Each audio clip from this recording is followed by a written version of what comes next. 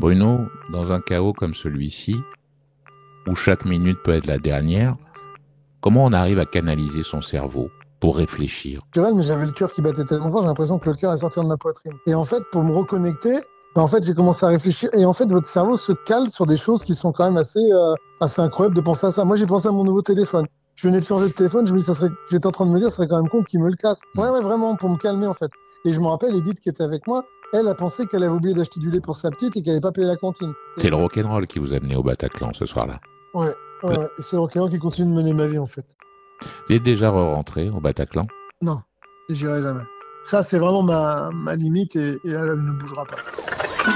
21h, 23h, juste avant la nuit, la libre antenne. Johan Rock vous écoute. Faut que je vous raconte. J'ai rien vécu, moi, du drame de cette soirée-là. Pourtant, de chaque minute, je me souviens encore. Il y a 10 ans, coup de téléphone d'un ami en fin d'après-midi. J'ai une place pour le concert de machin au Zénith. Tu viens? Voilà comment je me suis retrouvé là, au milieu de ces gens, venus écouter un groupe de musique électronique. Avec mon ami, on s'est mis au milieu de la salle. Je me souviens, vers 22h15, 22h20, après avoir consulté son téléphone, il me dit « T'as vu? Il y a une fusillade dans le 11e. » Il me parle d'une quinzaine de personnes. 15! Ça me semble énorme.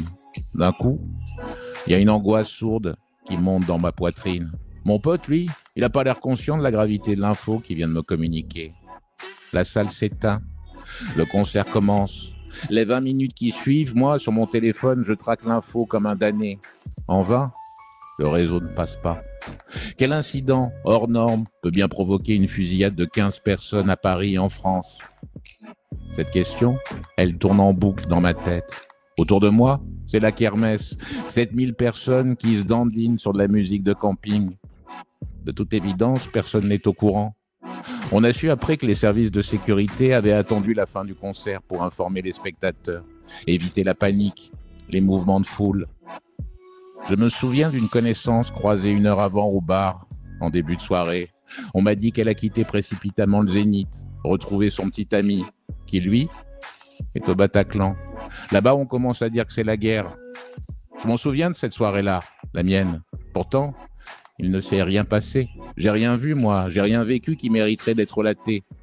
Sinon, cette angoisse qui voulait plus me lâcher. Cette nuit-là, j'ai attendu longtemps avant de trouver un taxi libre.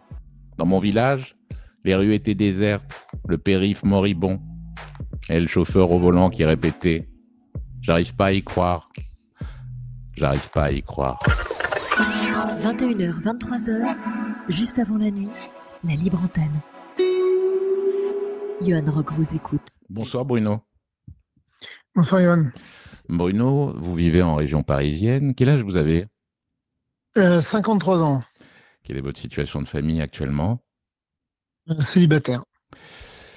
Vous, Bruno, vous êtes un des rescapés des attentats du Bataclan, il y a 10 ans, le 13 novembre 2015, des attentats perpétrés par l'État islamique qui ont fait 90 morts au Bataclan, 130 au total, avec les victimes en terrasse dans Paris et puis aux abords du Stade de France.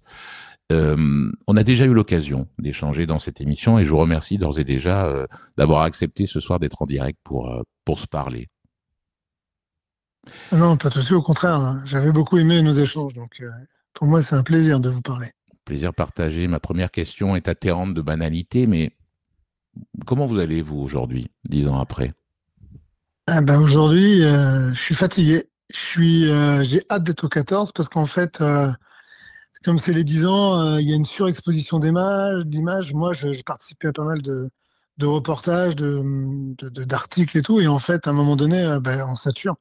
Et là, ça fait beaucoup, en fait. Et puis, mais bon, dans 2 jours, c'est fini. Et puis voilà. Mais c'est vrai que cette année, c'est un peu pesant. Et en plus, vu qu'il y a un côté un peu commémoration officielle, on ne sera pas qu'entre nous. Il faudra aussi supporter des officiels qui viennent se montrer. C'est un peu compliqué, mais bon. Ça veut dire Voilà, que ça va passer. sur le perron devant le Bataclan, le 13 au matin, il y aura des gens qui, de toute évidence, n'auraient pas forcément grand-chose à y faire, sinon se montrer, comme vous venez de dire. Oui, oui, parce qu'en fait, comme c'est les 10 ans, il y en a beaucoup qui vont vouloir se montrer. et qui n'auront pas tellement de simplicité. Moi, je me rappelle quand même qu'on a eu un président de la République qui a été élu il y a 8 ans, qui avait dit que c'était pas le président des commémorations. Et en fait, en ce moment, dès qu'il y a un chien écrasé, il fait quelque chose, mais nous, il vient pas nous voir. Mais cette année, il sera là. Et par sa présence, ça renforce aussi les forces de l'ordre, la pression. C'est pas vraiment ce qu'on voulait, mais bon, voilà, c'est comme ça. Hein. C'est pas, ça nous appartient pas qu'à nous, donc on va supporter. Mais c'est vrai que c'est pas les commémorations qu'on voudrait. Ouais. Mais au-delà de ces quelques jours, vous vous dites 10 ans déjà, ou au contraire, cette décennie, elle a mis du temps à passer pour vous? Ah, je trouve que depuis la fin du procès, ça passe beaucoup plus vite. Parce qu'évidemment, il y a un peu plus de lumière dans ma vie, donc c'est un peu plus simple. Mais c'est vrai que les premières années ont été un peu longues, un peu pesantes. Et en fait, bah, 10 ans, ça passe vite, en fait, c'est vrai. C'est vrai que ça passe vite, ça fait déjà 10 ans. J'avais 43 ans, j'en ai 53, j'ai l'impression d'avoir basculé chez les boomers, mais en fait, ça passe vite. Et d'un autre côté, rien ne s'oublie, donc c'est que c'est pas si facile que ça d'avancer, mais bon, on y arrive quand même. Hein, c'est Elle pas... ressemblait à quoi, vous, votre vie, avant de rentrer dans cette salle de spectacle il y a 10 ans? Bah, c'était une vie de quelqu'un qui travaille en horaire décalé. Je travaillais en 3/8 à la SNCF. J'étais délégué syndical, mais juste dans mon établissement, là où j'étais. Donc j'avais une vie déjà pas mal chargée avec des horaires, comme c'était des horaires décalés, en fait, j'avais une vie qui n'était pas monotone, déjà de par mes horaires, de par mon travail. Donc c'était une vie intéressante, mais voilà, ouais, une vie normale, quoi. Une vie avec ses hauts, ses bas. Mais Rien d'extraordinaire, en fait. vous Très avez bien. dit que pendant longtemps, vous aviez été indifférent à la vie. Ça veut dire quoi, ça, indifférent à la vie? Bah, c'est-à-dire qu'en fait, moi, j'ai eu un accident de moto très jeune, à 20 ans, et donc je trouvais que vu que en plus bon j'avais une vie de famille voilà j'ai pas d'enfants je me disais bah voilà si demain il m'arrive quelque chose c'est pas si grave que ça en fait j'aurais bien vécu voilà donc en fait j'avais pas de peur de la mort et je me dis bah voilà ça arrive à 20 ans 25 à 30 à 40 c'est pas si grave c'est la vie quoi et Mais en ça veut dire fait que vous profitiez au jour le jour de la moindre minute, ou que la vie vous en foutiez? ouais. Ouais, voilà, je profitais. Alors, j'étais pas autodestructeur, mais ouais, je profitais de la vie au jour le jour. Je faisais jamais de plan très loin sur du long terme. Je pensais pas à la suite. Je faisais jamais de plan sur. Moi, j'ai jamais pensé à ma retraite, même encore maintenant. C'est pas un truc voilà, même si je me suis battu pour pas qu'on me la repousse, mais en fait, j'en ai jamais fait un des objectifs. Et ouais, j'ai toujours été quelqu'un qui vivait assez, oui, au jour le jour, en fait. Vous rappelez-vous de ce que vous faisiez le 11 septembre 2001? Ouais, j'étais en voiture avec un ami. Je sais plus ce qu'on avait fait. On a dû aller faire des courses. Et à un moment donné, on a un autre ami qui nous appelle, nous dit venez voir, il se passe un truc de fou.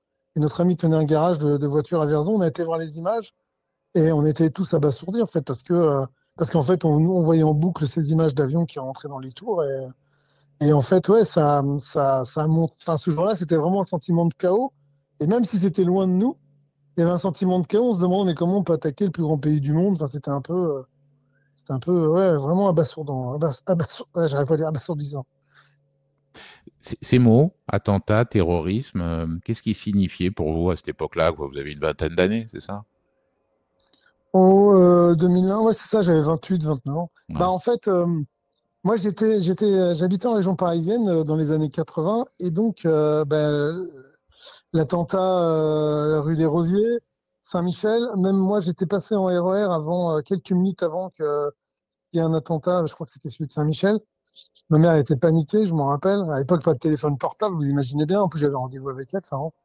Et en fait, ouais, on savait, mais déjà, on voyait que c'était loin. Et puis surtout, le terrorisme, en fait, en France, moi, par les années 80, en fait, c'était quelque chose d'assez loin. Et puis comme toute personne, on pensait vraiment en être protégé. Hein. Vous rappelez-vous du dernier moment d'insouciance, ce jour du 13 novembre, un moment de bonheur, même fugace, avant que tout se déclenche? Est-ce que vous avez un souvenir Bah, de ça? en fait, c'est aussi pour ça que c'est compliqué de s'en remettre, parce que juste avant que les tirs commencent et qu'on comprenne ce que c'était, en fait, on s'amusait bien. Et moi, j'étais avec mon ami et son fils de 10 ans, qui en fait étaient contents. On a le premier concert d'un gamin, on l'emmène. Mon ami et moi, on n'est pas des très grands danseurs, mais on était debout, on bougeait, enfin vraiment, on passait un très bon moment. En fait, on était vraiment. En plus, comme il faisait doux dehors, enfin, le début de la soirée avait été parfait, on était vraiment bien. Et en fait, c'est vrai dont on est passé, dans un éclair d'une seconde, en fait, ou d'une microseconde, je sais pas comment ça a basculé, mais on est basculé d'un moment de joie on était bien, on était content d'avoir emmené le petit en se disant, tiens, il passe un bon moment, il l'oubliera pas, au chaos et à la mort. Mais à quel moment vous comprenez ce qui est en train de se passer? Parce que c'est Bah, en fait, tellement extraordinairement dramatique que on peut pas comprendre sur le moment aussi ce qui est en train de se passer. Ah non, parce qu'en fait, nous, on entend, vu qu'on est à l'étage et qu'on est dos au mur, donc on est dos à la rue, on entend des bruits on entend des bruits spéciaux. Donc ça fait comme des pétards, en fait, hein, c'est exactement ça. Et qui sont juste en dessous de nous. Donc on se dit, tiens, c'est étonnant, il y a des pétards dans la rue. Alors en plus, on rigole vite fait avec mon ami, on se dit, tiens, le groupe, ils font des effets pyrotechniques, maintenant, c'est surprenant de leur part, voilà, mais on sourit. Mais le problème, c'est qu'en fait, ces bruits se rapprochant, et à un moment donné, ils sont juste en dessous de nous, ils sont dans le hall d'entrée. Et là, vraiment, on sait ce qui se passe. Donc là, mon ami se jette sur son enfant pour le protéger, en dessous des sièges.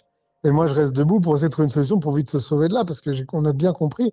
Et après, je verrai très rapidement des gens courir partout, le groupe s'enfuir et des gens tomber avec des traces rouges dans le dos, quoi. Donc très vite, on comprend. Bruno, dans un chaos comme celui-ci, où chaque minute peut être la dernière, comment on arrive à canaliser son cerveau pour réfléchir? Ou est-ce que c'est impossible de réfléchir dans un moment pareil? Ah, en fait, ce qui est assez particulier, parce que moi, à partir du moment que la jeune femme que j'ai aidée est arrivée, je me suis un peu concentré sur elle, mais j'avais le cœur qui battait tellement fort, j'ai l'impression que le cœur est sorti de ma poitrine.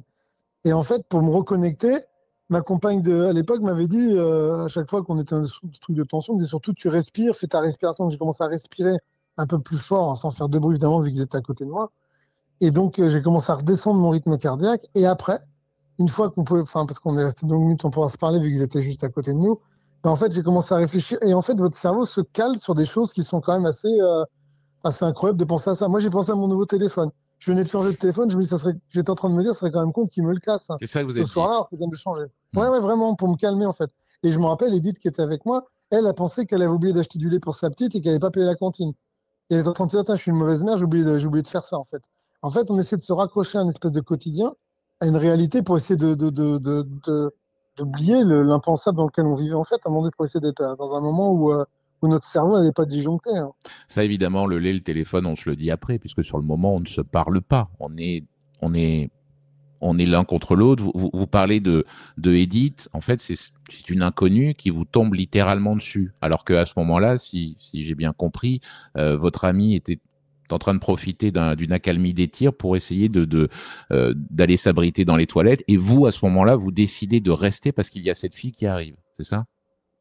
Ouais, ça, il fallait arriver quelques minutes avant, juste avant que les terroristes arrivent par une autre porte, mais elle est arrivée quelques minutes avant. Et en fait, on va rester quelques minutes ensemble jusqu'à temps que ce policier héroïque de la BAC tire sur le terroriste qui était sur la scène, qui après se fait exploser. Donc en fait, c'est là que mon ami va profiter de ce moment où tout le monde est sidéré, et les terroristes aussi, par cette explosion pour sauver, pour essayer d'aller dans les toilettes. Et moi, la jeune femme Edith, j'ai dit, bah, viens, on y va. Et en fait, elle me dit, je peux pas bouger. Bah, j'ai dit, écoute, on va rester là. Et puis c'est comme ça, quoi. Et puis parce que j'allais pas la laisser toute seule, en fait, c'était normal. Et voilà. Et on reste ensemble pendant 1h30, 1h45. On va beaucoup parler ces jours prochains des jours du 13 novembre. Moi, j'aimerais que vous me disiez comment se passe le jour d'après, le 14, quand on se réveille. Et d'ailleurs, est-ce qu'on se réveille? Est-ce qu'on dort quand on a passé une nuit comme celle-ci? J'imagine que non. Ben, ben non, j'ai pas réussi à dormir. En fait, on est rentré à la maison, il était plus de 4 heures du matin, entre 4 et 5 heures. Et en fait, le temps d'arriver, tout le monde part se coucher assez rapidement. Et en fait, moi, je suis dans le lit et je dors les yeux ouverts. Et en fait, je dors pas du tout. Donc, le matin, quand je me réveille enfin, quand je me lève vers 7-8 heures plutôt, je pense pas avoir dormi, ou alors si j'ai dormi, c'est les yeux ouverts. Et en fait, je pars vite fait, je m'habille, je vais chercher des croissants, des pains au chocolat dans une boulangerie à côté de chez moi. Et là, les gens parlent de ce qui s'est passé hier. Et en fait, moi, à un moment, on se retourne vers moi et je dis, ben, mais comme ça, en fait, instantanément, je dis, ben, moi, j'y étais. Donc, je n'imagine pas un peu le silence dans la boulangerie. Et puis, je repars. Et en fait, la boulangère me dira quelques jours plus tard que j'étais tellement pâle et que quand j'ai dit ça, j'étais dans un état, tout le monde avait été super choqué. Et après, je rentre chez moi et en fait, mes amis veulent à tout prix rentrer chez eux le plus vite possible, ce qui est normal. On prend un taxi et on les emmène à la gare dans une espèce de silence. Le chauffeur de taxi parle que de ça, nous, on dit rien. Et en fait, une fois que mes amis sont partis et qu'on est soulagé qu'ils quittent Paris, parce que comme ça, voilà, ils sont en sécurité pour nous. En fait, nous, après, moi, j'arrive pas à prendre les transports et donc on va marcher dans Paris, dans un Paris vide. Je sais pas si vous vous souvenez, ce 14 novembre, mais Paris est vide. Paris est froid, alors que la veille, il faisait super doux. Et en fait, moi, on marche dans Paris et le plus loin possible pour essayer après de récupérer un train, parce que j'arrive pas à monter dans le métro, donc je vais prendre un train pour rentrer chez nous. Quand vous Et dites en on, fait, Bruno, c'est votre compagne de l'époque, ouais, c'est ça, qui ma elle, compagne n'était et pas au moi. Bataclan. Non, mais par contre, qui a vécu tout ça, comme beaucoup de personnes, devant des écrans, des infos en continu et qui en fait, a été très énormément, enfin vraiment traumatisé. Et c'est quelque chose qu'on n'a peut-être pas assez mesuré à ce moment-là, mais en fait, nous, en fait, on le verra plus tard. En fait, sur le coup, elle va essayer de survivre, mais à un moment donné, ça va lui revenir comme un boomerang. Il- Donc voilà, donc comme les gens beaucoup de arrivent proches peut-être. de victimes et de rescapés du Bataclan, votre compagne à l'époque n'a pas su pendant un moment si vous étiez encore en vie ou pas. Ben, en fait, la chance que j'ai eue, moi, c'est que elle était au téléphone avec sa sœur. Et donc, en fait, jusqu'à 22h45, elle ne sait rien. Et à ce moment-là, elle m'envoie un message qui me dit comment ça va. Et je vois bien au ton de son message, en fait, elle n'est pas paniquée et tout, donc je comprends bien qu'elle ne sait pas. Donc moi, je lui réponds, ça va. Et j'ai écrit, je suis vivant. Et pas dans le sens, je suis vivant, voilà, je suis pas mort. C'est dans le sens aussi que je me dis qu'elle pense que voilà, je m'amuse et qu'en fait, j'en profite. Enfin, que je suis vivant de vie, quoi, de vivant, de Mais joie. à ce moment-là, Et vous voilà. êtes où là? Vous êtes encore dans la salle? Ouais, ouais, je suis encore dans la salle et je suis toujours avec Edith, mais en fait, à ce moment-là, c'est le moment où les négociations ont commencé. Et en fait, nous, on a senti les portes ouvertes et l'air qui rentrait. On a senti que des policiers ou des pompiers rentraient parce qu'on entend les gens en bas dire venez vite nous aider et tout. Et donc, en fait, l'étau s'est un peu desserré sur nous. Et on a commencé à communiquer. Et moi, j'ai juste pris mon portable à ce moment-là pour essayer de ne pas l'affoler. Parce que je voulais, moi, mon objectif, c'était que ma compagne aille se coucher et que le lendemain matin, quand je rentre à 4-5 heures, je lui explique ce qui s'est passé et comme ça, elle n'a pas eu besoin d'être. Mais en fait, ça ne marchera pas. Quelqu'un va l'appeler pour lui dire qu'il se passe un truc et en fait, 2 minutes plus tard, elle sera devant les écrans et comme ça jusqu'à temps qu'on rentre. Vous êtes toujours dit, je vais m'en sortir. Même si on n'a aucune certitude, vous y avez cru dès le début. Non, non, non, non, pas dès le début. En fait, jusqu'à temps qu'il y ait l'explosion et qu'ils prennent les gens, enfin, qu'ils prennent là, les 12 personnes avec eux dans une salle là, pour les prendre en otage. En fait, ce sera les derniers qui vont sortir. En fait, jusqu'à ce moment-là, moi, je pense qu'ils vont faire rangée par rangée et qu'ils vont tous nous tuer, en fait. Parce qu'on le voit, c'est ce qu'ils font à un moment donné. Une fois après avoir tiré en rafale en bas, ils sont en haut et ils tirent coup par coup. Donc nous, on se dit, alors bon, là, on est plus ou moins caché, mais on se dit, si à un moment donné, ils nous voient ou ils savent qu'on est là, on y aura le droit. Donc pendant de longues minutes, moi, je pense réellement que je vais mourir, en fait. Et le fait de pas d'avoir cette chance de sortir vivant a complètement changé ma vie derrière, en fait. C'est ça. C'est ce côté où on passe de je vais mourir à je ne meurs pas, en fait. Et là, c'est ça qui donne une énergie différente après, hein. Lors du procès, il y a eu cette phrase prononcée par Edith, cet inconnu donc, qui vous est tombé dessus, qui était est-ce que ça fait mal de mourir? Elle dit que c'est une question qu'elle s'est posée pendant qu'elle était dans la salle. C'est une question désarmante de vérité, parce que des questions comme ça, dans des moments aussi extrêmes, est-ce qu'on se les pose? Est-ce que vous les êtes posées? Non, non, je me suis pas posé. Et en plus, moi, j'ai pas pensé à ça parce qu'elle était derrière moi et que surtout, je voulais, en fait, moi, je voulais faire un barrage avec mon corps en cas qu'on nous tirait dessus. Ça a été un réflexe. Je sais pas pourquoi ça m'a pris ça et j'ai pas, moi, j'ai pas fait l'armée, j'ai pas de véhilité, de courage, de bravoure, hein. Un être humain normal à peu près. Et en fait, je me suis dit, ben, s'il nous tire dessus, bon, moi, je suis devant elle. Et donc, peut-être que je pourrais la protéger en me jetant en arrière et tout. Et en fait, après, les policiers me calmeront en me disant, vu la taille des balles, malheureusement, elle aurait été touchée aussi. Mais en fait, dans ma tête, j'ai pas pensé à ça. Moi, j'ai pensé juste au fait que bah, s'il nous tire dessus, ben voilà, quoi, elle est plus jeune que moi. J'avais l'impression qu'elle était assez jeune, qu'elle était jeune. Donc, je me suis dit, bah, au moins, ça servira pas à rien. Parce que, comme pendant longtemps, je pensais que je vais mourir. Moi, j'ai pas eu ce truc, par contre, quand j'étais par terre, j'ai juste pensé à un truc en me disant, j'ai pas envie de mourir maintenant, quoi. Je me dis, merde, c'est à ce moment-là que ma vie a changé parce que pendant longtemps, je faisais pas trop attention à ça. La mort, moi, j'avais côtoyé depuis que j'étais tout petit. J'en faisais pas un truc très grave. Enfin, voilà, j'en faisais comme une étape dans la vie, en fait, comme beaucoup de gens, des fois, le pensent. Et à ce moment-là, c'est là où je me suis dit, non, non, mais j'ai pas envie de mourir maintenant. Il me reste des trucs à vivre et tout. Donc, non, non. Et c'est là que moi, mon psyché a changé quand même à ce moment-là. Pourquoi vous dites que vous avez côtoyé la mort depuis que vous êtes tout petit? Bah, en fait, moi, j'ai perdu mes proches très tôt. J'ai perdu mon père, j'avais 8 ans. J'ai perdu mes grands-parents avant, enfin, mes grands-parents après. En fait, j'ai perdu plein de gens très rapidement. J'ai eu un accident de moto. Enfin, en fait, voilà, j'ai eu un accident de ski qui avait failli être très grave. J'ai eu un coup de bol énorme sur ce coup-là. En fait, j'ai eu plein de moments où c'était compliqué. Mais en fait, voilà, donc j'étais pas casse-cou non plus, mais j'en faisais pas. La mort n'était pas pour moi quelque chose qui me faisait peur réellement. Je me disais que ça allait m'arriver, et même j'ai toujours pensé que j'allais mourir jeune comme mon père. Donc Vous êtes en train de me dire non, qu'il non. faut un moment comme celui-ci, à plat ventre, allongé dans une salle où les terroristes tirent à balles réelles à Kalachnikov pour avoir envie de vivre soudainement. Ouais, ouais, bah moi en tout cas, c'est là que ça m'a percuté en me disant, bah tiens, ouais, j'ai pas envie de mourir en fait. Et puis après, sur le coup, c'est comme ça que j'ai pensé, évidemment, parce que je voulais pas mourir comme ça, et surtout tirer comme un lapin dans une salle de concert, alors que c'est vraiment pas, c'est l'opposé de ce qu'on veut faire dans une salle de concert. Mais par contre, après en sortant, et après avec un peu de, quand après le cerveau se reconnecte plus ou moins bien, hein, même si ça a été compliqué, en fait, après, on se dit que la chance d'être en vie alors qu'on a dû enjamber des corps pour sortir, on se dit qu'à un moment donné, il faut que cette vie ait un sens, il faut faire quelque chose de cette vie. Et donc en fait, voilà, même si je continue à vouloir à vivre plus ou moins le jour le jour, j'en fais quelque chose de ma vie. Je vais essayer de donner un sens tous les jours en fait. Parce que je le dois à ceux qui n'ont pas pu le faire. Ouais. Revenir d'un enfer comme celui du Bataclan, Bruno, est-ce que ça vous a éloigné des autres, de ceux qui ont une vie entre guillemets normale?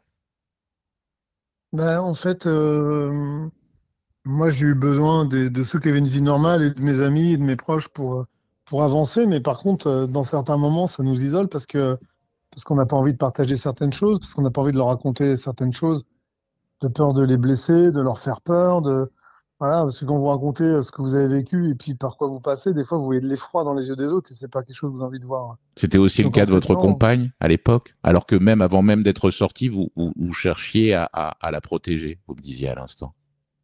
Ouais, c'est ça, j'ai pas voulu lui raconter les choses clairement, j'ai dit quelques brides, peut-être même des fois trop, et en fait, à vouloir les protéger, des fois, ben, en fait, on les éloigne de nous, et moi c'est vrai que en fait, si aujourd'hui on s'est séparés, c'est aussi partir à ce moment-là, je pense qu'on met une barrière pour essayer de ne pas amener notre peine, notre tristesse, notre douleur à l'autre, essayer de gérer ça tout seul ou avec son psy, mais en fait, malheureusement, le psy, c'est pas H24, donc en fait, bah, quand on est seul à la maison et qu'on dort pas et qu'on on devient acariâtre, voilà, la vie fait qu'à un moment donné, c'est compliqué, ouais. Vous êtes devenu un autre Et en fait, bonhomme, vous, après les attentats. ouais, je pense, ouais. Ouais, ouais, ouais, et j'ai pas dû être toujours quelqu'un de bien pendant des périodes parce qu'en fait, on s'enferme tellement sur soi. Moi, j'ai longtemps peiné à trouver la lumière chez moi. Je donnais le change la journée dans mon travail, dans mes fonctions. Ça me permettait un peu en m'occupant des autres, ça me permettait un peu de m'oublier. Et quand je rentrais à la maison, en fait, tout redevenait et c'était compliqué pour ma compagne, c'est sûr. Mais oui, moi, je suis devenu quelqu'un d'autre ou en tout cas une version un peu plus consciente et conscientisée de ce que j'étais avant, je pense aussi. C'est-à-dire, vous étiez plus Bah, en lucide fait, sur vous-même? ouais, plus lucide sur moi, et puis surtout, je voulais donner un sens à ma vie et un sens qui soit pas uniquement un sens personnel. Il fallait que ma vie serve aux autres et il faut qu'elle serve aux autres encore aujourd'hui parce qu'en fait, c'est pas possible. En fait, c'est comme ça que je vois les choses. Ce serait pas possible que moi j'ai eu le droit de vivre alors que j'avais déjà une quarantaine d'années et que des gamins de 17, 18 ans soient restés là-bas et qu'eux, ils aient pas eu le temps de commencer leur vie vraiment. Donc, Ça veut dire je que me vous dis, il êtes faut que ma senti vie serve à quelque coupable chose. parfois d'en être sorti? Bien sûr, et toujours en fait. Par rapport à ces gamins, par rapport à plein de gens qui étaient pleins de vie, qui auraient mérité de vivre cette vie, je me dis pourquoi moi et pas eux, quoi. Il y a encore des moments aujourd'hui où le 13 novembre ressurgit dans votre vie en un claquement de doigts. Oui, oui, oui, oui. En fait, j'ai les bruits, alors certains bruits très forts, hein, des pétards. Cet été, par exemple, j'étais en train de m'endormir et en fait, le 13 juillet, il y a des gamins pas loin de chez moi qui ont dû faire péter les pétards ou faire une espèce de feu d'artifice. Ça m'a fait sursauter, en fait. Ça m'a réveillé. Alors qu'on était le 13 juillet, que normalement, mon cerveau, il sait à peu près que ce jour-là, il se peut se passer des trucs. Et en fait, il y a ça, il y a la peur dans les transports. En fait, moi, dans les transports, je suis en hyper vigilance, je le vis pas toujours bien, les transports. Il y a plein de choses. Mais bon, en fait, si demain, vous vous cassez une jambe et puis que en fait on vous répare mal, vous allez boiter toute votre vie. Ben moi c'est un peu ça, c'est des symptômes qui me restent et en fait on doit apprendre à vivre avec ça et c'est pas très grave. Moi à partir du moment que je suis sorti de là-dedans vivant et qu'en plus j'avais pas de blessure physique, je me suis dit à un moment donné c'est pas moi qui vais me plaindre et je vais essayer d'avancer avec ce que j'ai et puis ben voilà, si on m'avait retiré un bras ou une main, ben, je continuerai à vivre. Ben là c'est pareil en fait. On m'a retiré certaines choses, ben ouais c'est gênant mais il faut pas que ça m'empêche de vivre et surtout faut surtout pas se plaindre parce qu'en fait moi j'ai énormément de chance. La première fois qu'on s'est parlé, je crois que vous me parliez de l'exemple de la salle de cinéma dans laquelle vous refusiez de vous laisser enfermer parce que c'est sombre, parce qu'on ne sait pas comment on va sortir si jamais il se repassait d'aventure ce qui s'était passé au Bataclan. Ce sont des angoisses, des tabous, des interdits que vous êtes arrivé à lever pour certains. Alors pour certains, oui, le cinéma, j'y vais un peu plus. Et par contre, je me mets toujours à des places où je suis pas trop loin de la porte, moi, je repère un peu les sorties de secours et tout. Et puis bon, bah, j'arrive quand même à y aller. Alors, je vous dis pas que j'y vais toutes les semaines, mais bon, là, j'y étais vendredi dernier voir le film sur Springsteen. Je me dis, merde, je peux même pas rater ça. Alors j'y étais. Mais je fais attention dans le cinéma où je fais attention, voilà. Après, c'est comme ça. Mais ouais, j'essaie de combattre ça. Les transports, je me force aussi encore. Mais je le fais quand même, en fait. Bon, en plus, en habitant en région parisienne, puis à Paris pendant longtemps, si je vais pas dans les transports, je vais passer ma vie à arriver en retard partout. Donc, j'ai tout intérêt voilà. Puis je me suis forcé très vite à aller dans la foule pour pas en avoir peur et puis pour pas, après, faire un rejet de tout ça. Mais ouais, ouais, oui, en fait, le quotidien s'améliore, mais c'est au prix d'efforts incroyables qui, des fois, fatiguent, en fait. Et en fait, il y a des moments où on ne comprend pas trop pourquoi on est fatigué, nerveusement, on est éprouvé, mais c'est parce qu'en fait, on fait tellement d'efforts, et des fois, je ne m'en rends pas compte, mais après, je me dis, tiens, c'est bizarre, je suis crevé en ce moment. Mais ouais, mais parce que, par exemple, en ce moment, la période actuelle est tellement, super, tellement compliquée, qu'en fait, moi, je suis crevé parce que je suis en tension tout le temps, mais c'est pas grave, ça va passer, hein. Depuis que vous êtes sorti, de qui vous êtes senti le plus proche? D'Edith, je pense, parce que on a vécu la même chose. À partir du moment qu'elle arrive avec moi, on a vécu la même chose. Et même si aujourd'hui on se voit moins, on s'entend moins, on se parle moins, bah ça empêche que je pense que c'est la personne avec qui j'ai vécu la même chose pendant ce temps et en fait c'est avec elle que je suis le plus proche, oui, c'est sûr. Qu'est-ce qui fait qu'au bout de 10 ans, vous entendiez moins? En fait, elle est partie vivre en Bretagne il y a quelques années et puis bah voilà.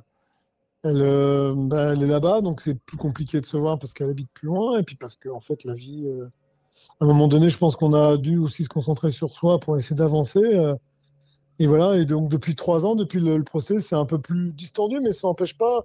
Par exemple, là, j'ai posté une story Instagram ce week-end, elle m'a posé elle m'a posé une question sur ce que j'avais posté. Voilà, bah, ça reste des contacts, mais elle le sait, comme moi je sais que si demain on a besoin l'un de l'autre, on est là et qu'il n'y a rien qu'à changer, même si on est loin, en fait. C'est une Pour l'instant, on relation n'est pas du tout inédite, ça, distant. de rencontrer quelqu'un dont vous vous sentez le plus proche dans un moment comme celui que vous avez vécu.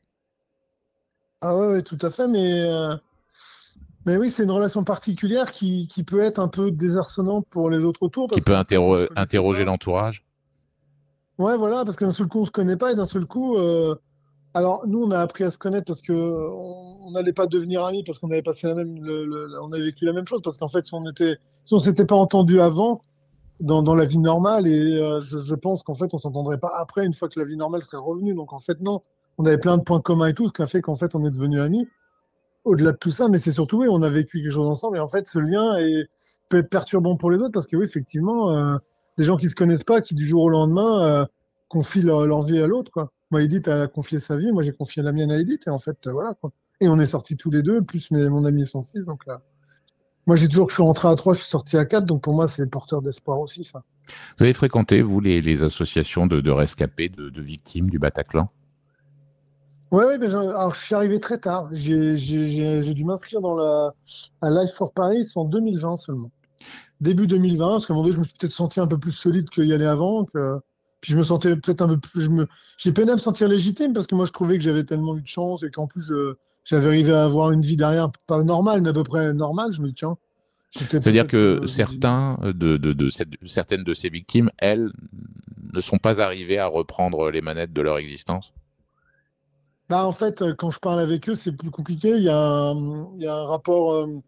la vie sociale qui est toujours très dure, encore aujourd'hui. Et en fait, ils vivent, ils font des choses, mais même eux le disent qu'en fait, leur vie est tellement impactée que, par exemple, ben, pour certains, leur prise au travail était compliquée. Ils ont été obligés de changer d'essayer de retrouver de changer de reconversion. Et voilà. Et puis, ben, après, faut trouver une reconversion qui vous donne un sens. Donc, il faut trouver quelque chose qui vous plaise. Enfin, voilà. Donc, en fait, j'en côtoie des gens qui, aujourd'hui, ben, ont toujours pas réglé tous leurs problèmes et qui se battent toujours en fait. Et donc c'est pour ça que moi, arrivant là-dedans, en travaillant toujours au même endroit, en ayant cette chance de pouvoir avoir une vie un peu plus normale, même si même des fois même un peu une vie un peu extraordinaire par certains points, je me dis merde, je voulais pas, je me sentais un peu incongru là-dedans. Donc c'est pour ça que j'ai mis du temps à y aller. Pourquoi vous pensez que vous êtes arrivé à vous en sortir?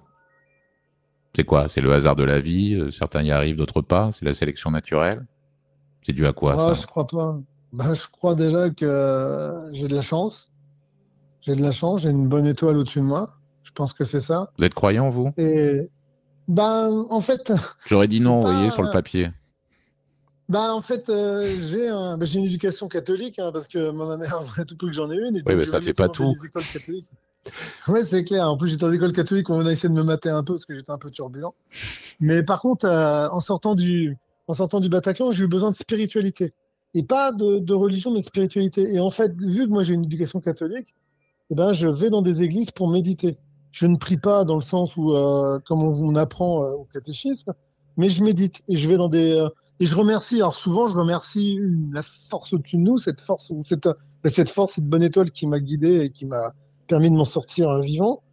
Et je la remercie à chaque fois et je la remercie de prendre soin de mes proches parce que voilà, parce que moi, peut-être que je le fais pas assez aussi, mais en fait, ouais, non, j'ai eu besoin de spiritualité, j'en ai vraiment. Et voilà, vous savez, pour tout vous dire, en fait, demain matin, là, je dois faire un reportage avec une télé suédoise, là. Je vais le faire parce que je me suis engagé, mais franchement, j'y vais à plus ou moins à reculons. Mais par contre, après, j'irai à l'église. Et moi, mon église, c'est Saint-Jean-de-Montmartre, à côté d'Abès. Et demain matin, j'irai à l'église un peu. Parce qu'en plus, je sais que le mercredi matin, il n'y aura pas grand monde. Je vais arriver vers midi, je pense qu'il y aura personne et Ça voilà, vous pour être apaise? tranquille là-dedans. Ouais, vraiment, ouais. Ouais, ça m'apaise et ça, dans des moments où tout tourne autour de moi, tout c'est un tourbillon, en fait, j'ai l'impression d'avoir une vraie pause à ce moment-là et quand je ressors, j'étais un peu dans le noir, j'ai peut-être même fermé les yeux. Donc, tu sais, quand je ressors, je reprends la lumière, mais en fait, je me sens un peu moins dans le tourbillon, en fait. Est-ce que le procès vous a apaisé? Le procès m'a fait voir que j'étais pas tout seul, c'était déjà pas mal, vu que pendant longtemps, j'avais pas côtoyé grand monde de tout ça. Vous êtes posé la question longtemps de savoir si vous iriez ou pas. Ouais, c'est ça. Et j'y étais pas à reculons, mais j'y étais comme ça. Puis après, j'étais happé parce que c'était tellement intéressant. Puis bah voilà, c'était aussi. Bah, on parlait de ce que j'avais vécu, on parlait de ma vie, on parlait des conséquences de ma vie. C'est quand même important que je sache un peu les tenants, les aboutissants. Moi, j'ai pas eu toutes les réponses, mais j'ai eu des réponses. Puis j'ai vu aussi des gens autour de moi. Et ouais, en fait, moi, à la fin du procès, je me suis senti délesté d'un poids, au propre comme au figuré. En fait, j'ai perdu. Je crois, entre 15 kilos sur l'espace de 2 mois, en fait, et sans rien faire de plus que d'habitude, en fait. Ça faisait des mois que je faisais du sport et tout, mais je ne perdais pas un gramme. Et à la fin du procès, d'un seul coup, mon corps dû être délesté d'un poids, mon esprit aussi, et d'un seul coup, j'ai perdu du poids dans la foulée. Et Chacun donc, réagit ouais, différemment, de ce que j'en comprends. Certaines des victimes, au contraire, elles, ça les a rebasculées dans l'univers, le chaos du Bataclan, ce procès. ouais, ouais, et puis en plus, alors, c'est un peu compliqué aussi, c'est qu'au-delà, ça les a ramenés, parce qu'en fait, pendant 10 mois, on parle que de ça, et donc, en fait, c'est à vif, ça revient. Et puis surtout, en fait, c'est que au-delà du Bataclan, il y a les terrasses, il y a le Stade de France, et là, on voit qu'il y a un traitement différent des victimes, en fait. Encore aujourd'hui, on le voit bien. En Expliquez-moi. fait, en fait, les gens pensent qu'au Bataclan, mais il y a eu plus de 40, il y a eu 40 morts entre les terrasses et le Stade de France, et en fait, eux, ils se sont sentis un peu oubliés. Et donc, en fait, ça fait une espèce. Et un de nos rôles dans les associations et de ceux qui étaient là-bas, c'est de dire attention, c'est pas les attentats du Bataclan, les attentats de Paris de novembre 2015, parce que les terrasses. Et en fait, les gens des terrasses ont senti quand même, et encore aujourd'hui, hein, quand vous parlez avec eux, ils sentent quand même une espèce de. Ben, pas d'oubli, mais par contre, oui, en fait, les gens ont un peu oublié ces terrasses, ont un peu oublié des gens de terrasses qui, eux, par contre, ont vécu des choses abominables, en fait, hein. Certains ont vécu des choses effroyables. Donc, en fait, c'est ça aussi qui a été dur pour. En fait, le procès a montré aussi ça. Et en fait, le procès, on a essayé, nous, tous, tous les participants du procès, la justice, les avocats, de dire attention, c'est pas des attentats que du Bataclan, parce qu'évidemment, la lumière est mise sur nous, mais non, non, et en fait, c'est ça aussi qui a été un peu compliqué. Vous vous rappelez de cette phrase qui a souvent fait la une des journaux le lendemain, les semaines après? Génération Bataclan. Qu'est-ce que ça signifiait pour vous, Génération Bataclan? Là, en fait, j'avais peur, moi, que ce soit surtout une génération qui ait plus envie de sortir, qui ait plus envie de s'amuser, parce qu'on on avait, euh, on avait semé la mort et la terreur dans des lieux de vie, dans des lieux de joie. Et en fait, cette génération Bataclan, ben, Mais elle sort le quand sens même. de ma question, Bruno, c'est est-ce qu'elle a existé ou est-ce que c'est une création comme ça, Génération? Parce que vous voyez, comme vous dites, il n'y a pas eu que le Bataclan. Enfin, ça voulait dire quoi, Génération Bataclan? Moi, je pense que ça voulait dire, ouais, ça, qu'en fait, on était sur des gens qui seraient traumatisés, qui derrière, en fait, seraient impactés par ça. Et moi, j'espère qu'ils ont été impactés, mais pas dans le sens où les gens voulaient le dire à ce moment-là. C'est-à-dire qu'en fait, je pense que les gens voulaient dire, génération Bataclan, c'est une génération un peu qui va moins être insouciante, moins sortir, moins faire des trucs. Et en fait, heureusement que non. Mais je sais pas, parce qu'en fait, moi, j'ai l'impression que on veut toujours à chaque fois, après chaque événement marquant dans un pays, est-ce on dit génération de 68, ouais, on dit ça. Mais en fait, ça veut dire quoi aujourd'hui en 68 tard, hein. Et quelqu'un qui était au Bataclan, oui, quelqu'un qui était dedans, mais quelqu'un qui a vécu ça à côté de tout le monde. Vous, vous en parlez à l'ouverture de votre émission, oui, vous vous rappelez très bien ce que vous disiez ce jour-là, voilà. Mais en fait, avec le temps, on verra si ça a laissé des traces. Le seul problème aujourd'hui, c'est et on est beaucoup à penser ça, c'est qu'en fait, l'État n'a pas fait le travail. C'est bien de faire des commémorations, mais il faudrait aussi, à un moment donné, pour éviter que ça se reproduise et pour éviter qu'une génération Bataclan devienne après une génération de d'autres événements comme ça, bah, faudrait un peu expliquer à ceux qui étaient trop petits pour le comprendre, et puis à ceux qui des fois pensent qu'en fait, ceux qui ont fait ça, ils avaient peut-être pas tort en fait. Parce que ça Vous le existe faites, aussi. hein. On s'est parlé hors antenne il y a quelques jours. On m'a dit un des trucs les plus importants pour moi, c'est d'aller dans les écoles. Ouais, c'est ça. Et les écoles, et puis auprès de gamins dans des tribunaux qui sont en train de basculer dans la délinquance, ou qui ont déjà fait des conneries, et Vous se qu'il faut radicalisez? aider à. Ouais, qui sont à deux doigts, et surtout de leur montrer que voilà où ça mène la radicalisation, où ça mène le terrorisme. Et moi, je trouve ça primordial en fait. Et je trouve qu'aujourd'hui, on n'en fait pas assez. Vous Tous m'avez les gamins dit, aujourd'hui, ouais. tous les jeunes devraient y avoir droit. Vous m'avez dit, Devraient y il y avoir a accès. certaines questions que me posent les gamins ou les élèves que ne m'ont jamais posé aucun journaliste. Ouais, c'est vrai. Et même des bons comme vous. Mais moi, je C'est suis vrai. pas journaliste, Bruno, c'est la différence. Ceci C'est ça. explique Et c'est pour peut-être ça que vos cela. questions sont bonnes. Alors, ouais, c'est ça. Mais qu'est-ce Voilà, mais qui, c'est vrai. des questions qui vous ont fait réfléchir à ce que vous-même vous aviez vécu, auquel vous n'aviez pas pensé, Ouais, par exactement. En exemple. fait, c'est des fois, en fait, par exemple, c'est des fois, c'est des questions sur mon état d'esprit. C'est des questions sur comment je me ressens. Alors après, il y a toujours cette question qui est très mignonne. C'est comment allez-vous, monsieur? Comme vous m'avez fait tout à l'heure. Moi, je la trouve toujours mignonne, cette question, parce qu'en fait, c'est le point de départ d'une vie. En fait, quand on rencontre quelqu'un, on lui demande comment vous allez. Alors là, évidemment, il y a une connotation un peu plus différente, mais moi, je trouve ça toujours. Et les enfants, après, s'intéressent réellement à la réponse. Vous savez, il y a beaucoup de gens qui vous demandent comment Hmm. vous allez, mais qui vous écoutent Sans pas. Et écouter. ben là, les enfants, ils écoutent vraiment. Et puis, quand vous dites des choses, ils rebondissent des fois. Moi, l'autre fois, j'ai été parler dans une classe de troisième d'une amie, qui est prof d'histoire géo, de français. Et à un moment donné, je leur explique que oui, ma vie a changé derrière, que voilà, bon, j'ai changé de métier, il y a plein de choses qui me sont arrivées. Et puis en même temps, je suis séparé de ma compagne, voilà, et on est quand même en bon terme, on s'est séparés.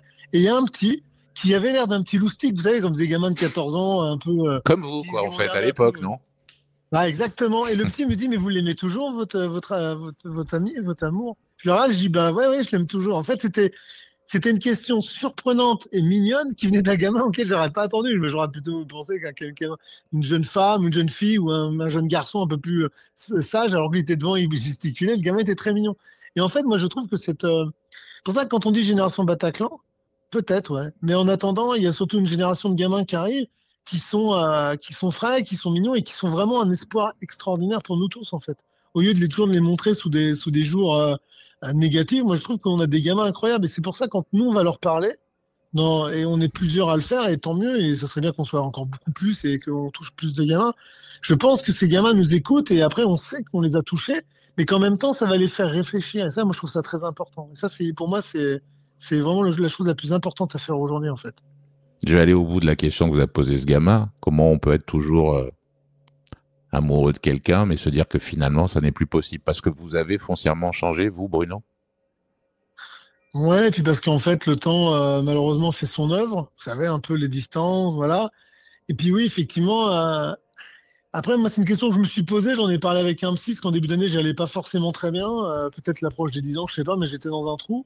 Je suis retourné voir le psy pendant 2 mois, et en fait, à un moment donné, peut-être que je me suis dit aussi qu'après après tout ce que j'avais vécu, et que comme avec ma compagne, on n'avait pas été ménagés par les coups du sort depuis le début de notre relation, bah, peut-être qu'à un moment donné, j'en pouvais plus et qu'elle représentait peut-être aussi un peu, à un moment donné, ces moments de vie qui avaient été très durs et que, en fait, voilà. Et pourtant, ça n'enlève pas la tendresse, ça n'enlève pas les sentiments.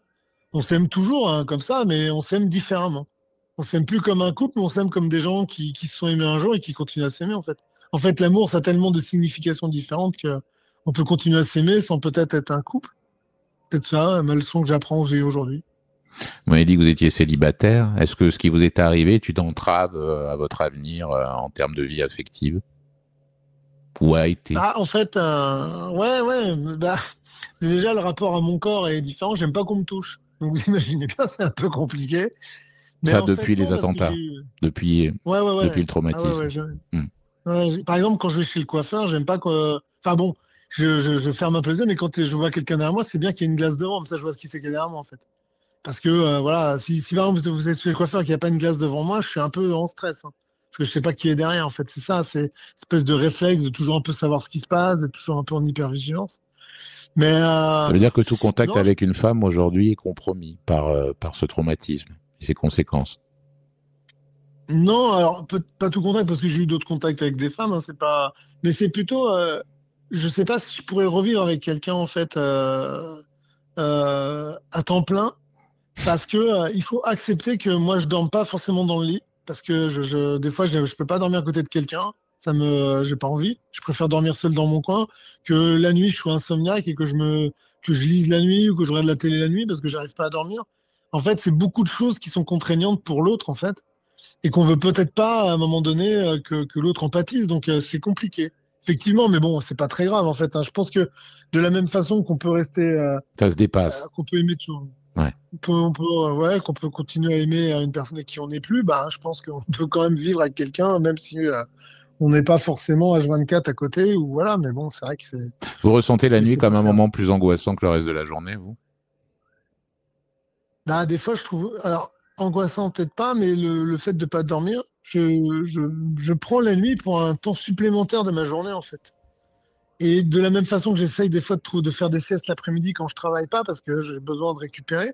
Mais par contre, ma nuit, moi, me permet de faire plein de choses différentes. Je lis, je me renseigne sur des trucs via Internet, je regarde la télé, je tombe des fois sur des reportages, ça me nourrit. Et en fait, je prends la nuit et la nuit noire, surtout quand je suis seul, pour un temps supplémentaire, pour faire des choses différentes et pour prendre peut-être plus de temps pour moi à ce moment-là. J'ai fait de la nuit mon ami, en fait, et mon allié. Bataclan a changé votre façon de considérer le genre humain, vous, Bruno? Euh, j'ai tout fait pour penser que non.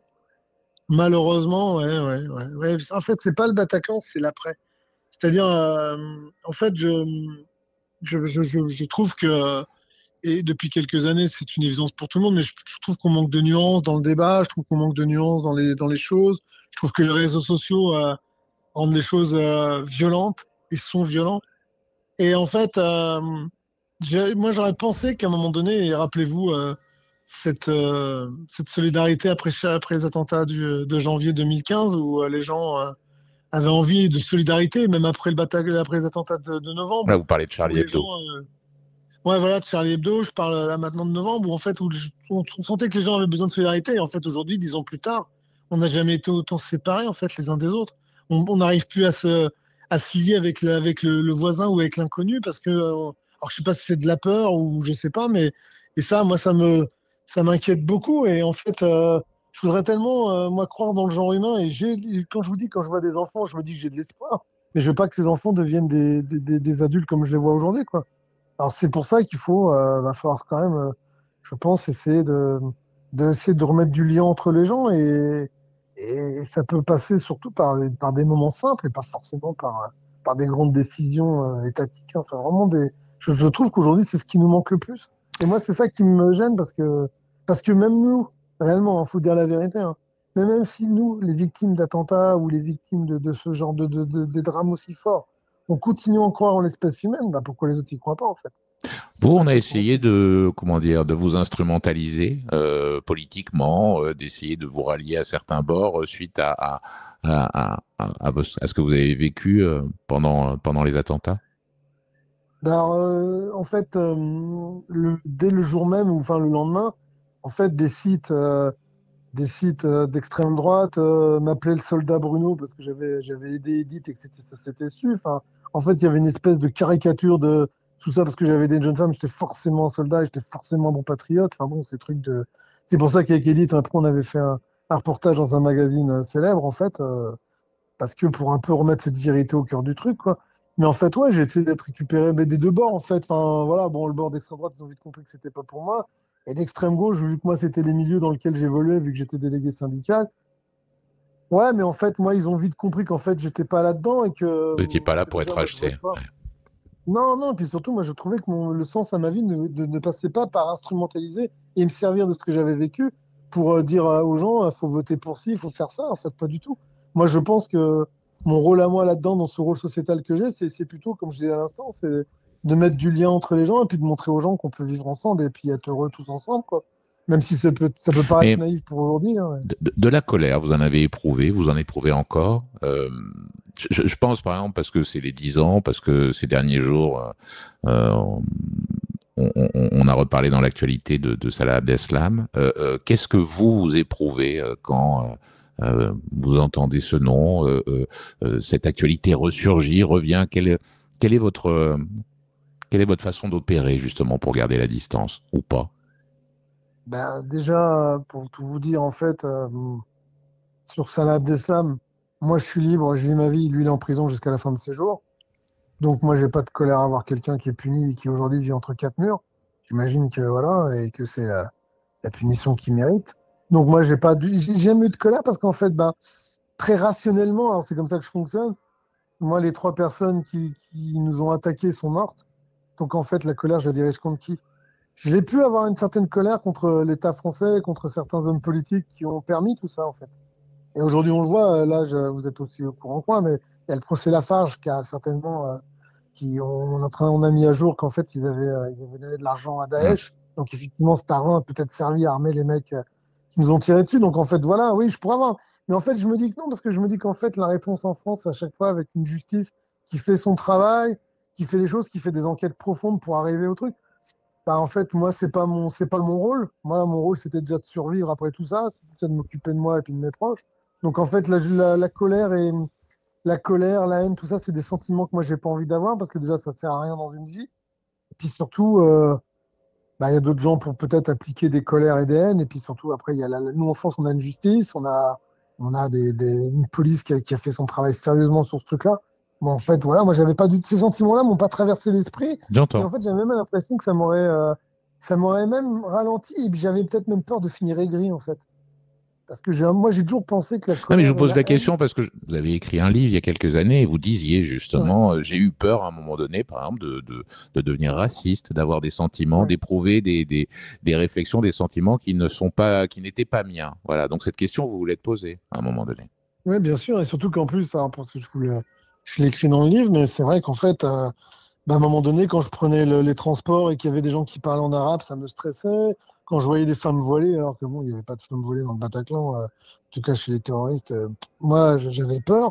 Et en fait, j'ai travaillé avec ma psy là-dessus parce que j'avais vraiment l'impression que en fait, j'allais finir par devenir raciste, quoi. Et j'étais vraiment, mais j'étais interloqué, j'en avais une peur. J'avais la plus peur de finir de basculer dans ce truc-là, en fait. Et en fait, en travaillant les deux psys que j'ai eus, en fait, ça m'a fait du bien parce qu'à un moment donné, ça m'a déconstruit ce truc-là, mais j'ai vraiment eu peur, effectivement, parce que moi, je voulais pas avoir ces réflexes, J'entends. et qui étaient vraiment des réflexes, qui n'étaient pas des réflexes calculés, c'était inné, en fait. Je montais quelque part, j'avais peur, quoi. Hors antenne, vous m'avez dit, il y a quelques jours, après la commémoration des 10 ans des attentats, c'est terminé. Les gens vont passer à autre chose. Vous êtes sûr de ça? Bien sûr. Ah, mais c'est sûr. C'est-à-dire que c'est le dernier volet, la commémoration, pour ensuite refermer le grand livre, Ouais, mais alors, selon vous? ouais, je pense que les gens, mais en fait, c'est pas, en fait, c'est inconsciemment, les gens vont passer à autre chose. Vous avez vu, hein, vous vivez dans ce milieu-là aussi, l'actualité chasse l'actualité, en fait, il se passe toujours des choses, il faut que l'actualité se nourrisse, donc en fin de compte, tout ce qui s'est passé il y a 10 ans va commencer à, c'est déjà pas mal atténué, hein. Vous savez, très rapidement, les gens nous disaient à nous, et au bout d'un an, au bout d'un, même des fois 1 an et demi, 6 mois, des fois, bon, ça va, ça fait 1 an, c'est bon, quoi, passer à autre chose. Donc vous comprenez bien que les gens, au bout de 10 ans, à la sûr, ils voient des reportages, des séries, on en parle tous les jours, ils voient une bobine à la télé tous les jours, ils disent, bon, bah voilà, ils peuvent pas oublier. Mais en fait, une fois que ça sera arrêté, qu'on repartira sur autre chose, à Noël va arriver, et puis tant mieux, en fait. Tant mieux que la vie reprenne, que la vie prenne son droit. Mais par contre, ça ne nous empêchera pas, nous, tous les 13 novembre, de se retrouver devant l'endroit où on a voulu nous tuer, et puis entendre le nom des gens qui sont partis, et puis vouloir l'entendre. Et puis si après il n'y a plus de commémoration officielle, ben, on en fera une entre nous, puis c'est comme ça, c'est pas grave. En fait, voilà, mais ça nous appartient plus tout ça. Et c'est pour ça que, effectivement, que ça soit rentré dans les livres d'école, c'est une chose, dans les livres d'histoire. Et c'est pour ça aussi qu'il faut faire vivre la mémoire de ceux qui sont partis, avec nos témoignages, et puis que ça continue. C'est pour ça qu'il faut aller dans les écoles, dans les endroits où il y a des gens qui ont besoin d'entendre ce qui nous est arrivé pour un petit peu peut-être éviter que ça se reproduise surtout. Balai de série, une série de télé qui vient de sortir sur France Télé, sur le Bataclan et ses victimes. Vous l'avez regardé? Ah non, surtout pas. Euh, Disons les choses, vous avez quoi? Vous avez peur que ça soit un peu crapoteux sur le principe? Ben ouais, déjà ouais, parce que nous, on nous avait dit qu'ils tourneraient pas dans le Bataclan. Ils ont tourné dans le Bataclan. Et en plus, on nous avait dit que ça serait qu'il n'y aurait pas de scène. Voilà. Et en fait, il y a comme des scènes de. Enfin, on voit une Kalachnikov dans le Bataclan, en fait. Et c'est pas dans un autre théâtre, c'est dans le Bataclan. Moi, je trouve qu'on pouvait très bien faire une série de qualité sans avoir besoin de tourner à l'intérieur. Et surtout de s'amuser avec ça, quoi. S'amuser avec des armes à l'intérieur. Moi, je suis content que ça devienne une salle de spectacle, mais c'est pas non plus. C'est pas un lieu pour remettre des armes à l'intérieur. Déjà, c'est pas un lieu où il doit y avoir des armes. Il n'y aurait jamais dû y avoir des armes dans ce lieu-là. Donc, c'est pour ça, moi, je suis un peu. Voilà. Je sais que j'ai d'autres amis qui sont autant choqués par ça. Moi, j'ai des amis qui l'ont regardé. Ils ont dit que d'un point de vue qualitatif, c'était peut-être pas si mal que ça. Mais la plupart ont été choqués de voir des armes à l'intérieur, en fait. Et moi, personnellement, bah, c'est ma limite. Et je pense réellement, hein, qu'à partir du moment qu'il y avait une victime qui voulait pas, ou des parents de victimes qui voulaient pas Ça qu'il veut y ait dire que vous avez un été tournage à consulté l'intérieur, en amont? bah, en fait, oui, l'association, hein, pas nous, l'association a été consultée. Et en fait, on leur avait dit, et c'est pour ça, on leur avait dit qu'il n'y aurait pas de tournage à l'intérieur. Et en fait, il y a eu un tournage à l'intérieur avec des armes. Voilà, bah, à un moment donné. Moi, dans ma vie, moi, il n'y a qu'un seul truc qui compte, moi, je trouve, c'est la loyauté et la parole. Quand on donne sa parole, ben, on s'y tient. Et en fait, voilà, nous, on est quand même quelques-uns à se dire, ben mince, est-ce que c'était nécessaire de faire ça? Je crois pas.